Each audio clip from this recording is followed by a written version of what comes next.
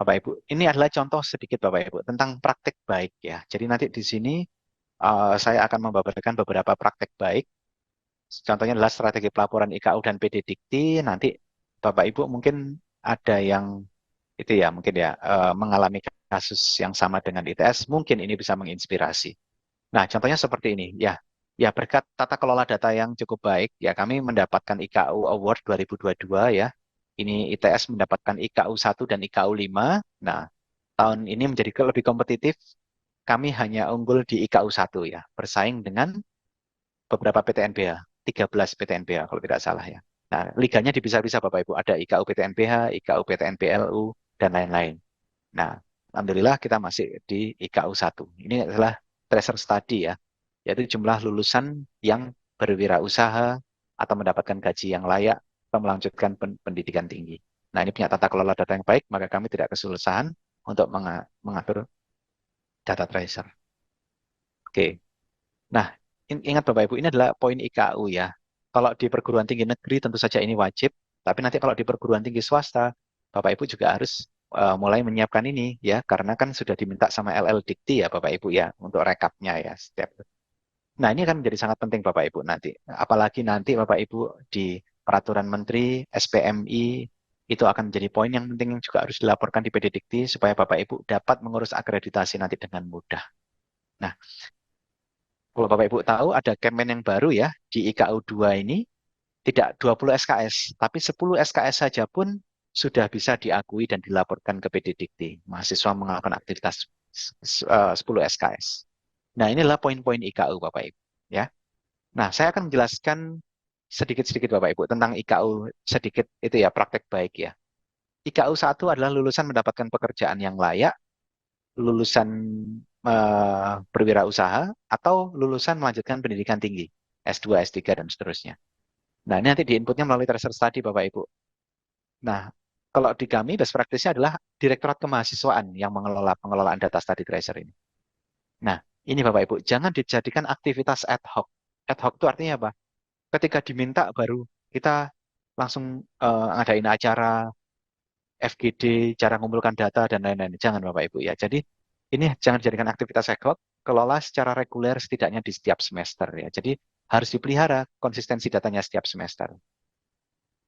Nah, bagaimana dengan IKU 2? Mahasiswa mendapatkan pengalaman di luar SKS ini adalah MBKM ya. Kalau acuan yang sebelumnya adalah 20 SKS, sekarang sudah diturunkan 10 SKS saja sudah diakui Bapak Ibu. Nah, seperti ini Bapak Ibu. Jadi nanti data MBKM dan data prestasi nasional internasional, kalau di kami nanti akan dipush dengan NeoVeder ke PD Dikti. Nah, bagaimana dengan best practice-nya? Ini yang menarik. Mungkin semua akan sama di langkah ininya Bapak Ibu ya. Tapi bagaimana dengan best practice-nya? Ini dikelola oleh lintas direktorat atau unit. Jadi MBKM itu nanti kami tidak hanya satu unit saja yang mengelola, tapi ada lebih dari 8 unit yang mengelola MBKM. Nah, pelaporan MBKM atau IKU 2 ini agak unik karena kita lakukan setidaknya 4 kali per semester. Nah, di awal semester, jadi kami tidak langsung semuanya di belakang 4 kali Bapak Ibu, itu akan melelahkan ya. Kalau di ITS kami bagi menjadi 4 aktivitas push data. Yang pertama tentu saja yang push pertama adalah biodata, kemudian yang push yang kedua adalah FRS dan lomba.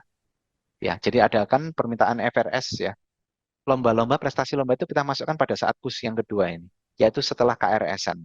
Ya, setelah KRS sudah dapat datanya, ini FRS sama lomba kita push ke sana.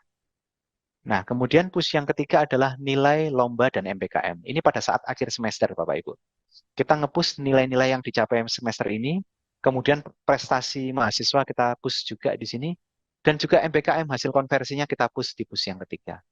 Ada satu push yang lagi di akhir semester, yaitu untuk wisuda atau yudisium, Bapak Ibu. Nah, jadi kita tidak melakukannya di satu kali di akhir semester saja, tapi kita sudah bagi satu semester akan melakukan 4 kali aktivitas seperti ini ya, supaya nanti sudah jelas siapa penanggung jawabnya dan tidak terbeban Bapak Ibu ya, tidak ngumpul di satu titik itu akan sangat melelahkan. Nah, kalau dosen beraktivitas di luar kampus ini Bapak Ibu, tentu saja ini melalui Sister dan PD Dikti ya. Nah, kalau best practice-nya bagaimana? Kami membaginya Bapak Ibu. Dosen beraktivitas di luar kampus ini kita bagi, jadi diinput oleh dosen, ya ada kewajiban diatur oleh peraturan rektor. dan dipantau oleh unit atau direktorat sumber daya manusia. Nah, data dosen membimbing mahasiswa prestasi diinput melalui PDDikti. Nah, kegiatan update pelaporan ini kita lakukan setidaknya 2 kali tahun, Bapak Ibu, untuk dosen berkegiatan di luar kampus. Nah, praktisi mengajar di dalam kampus ini kita menggunakan ini ya Bapak Ibu ya, menggunakan Sister dan juga Neofeeder PDDikti. Jadi praktisi mengajar di dalam kampus ini khususnya yang punya NIDK dan seterusnya. Nah, itu bisa mengajar di kampus atau punya pengalaman setidaknya ya. Jadi praktisi akan terlibat dalam kegiatan belajar mengajar dan menggunakan Sister PDDikti di sini ya.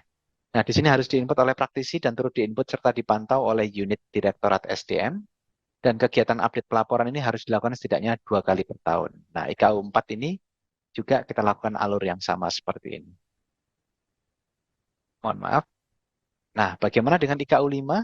Nah, IKU 5 ini adalah yang sedikit rumit karena ini terkait dengan publikasi, haki, dan lain-lain. Pembuatan buku dan kerjasama dengan mitra. Nah, kita pakai beberapa referensi aplikasi seperti Sinta dan Kedai Reka. Ini ya Bapak Ibu ya.